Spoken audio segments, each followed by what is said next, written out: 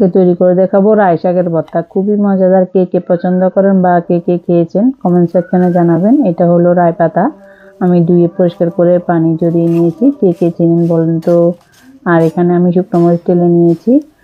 তো রাইগুলো আমি ছোট ছোট কুচি কুচি করে কেটে নেব। এই তো কেটে নিয়েছি। পানিটা ভালো করে ঝরিয়ে নেবেন, না হলে ভর্তা বানানোর সময় পানিটা বেশি বেরিয়ে আসবে। আমি পেঁয়াজ নিয়েছি এখানে হাফ কাপের মতো, আর কয়েকটা শুকনো মরিচ দিয়ে লবণ দিয়ে ভালো করে মেখে নিচ্ছি। ভালো করে মেখে নিয়ে এবার এখানে দিয়েছি সরিষার তেল, ঝাঁঝালো একটা ফ্লেভারের জন্য, যেহেতু রাই পাতাও ঝাঁঝালো হয়। তো এবার অনেকগুলো দেখা যায় শাক, কিন্তু এটা ভর্তা মাখানোর পর অনেকটাই কমে যায়, অর্ধেক হয়ে যায়। তো আমি আগে থেকে যে ভর্তাটা বানিয়েছিলাম ওটা দিয়ে ভালো করে মেখে নিয়েছি। দেখুন অনেকটাই কমে গেছে।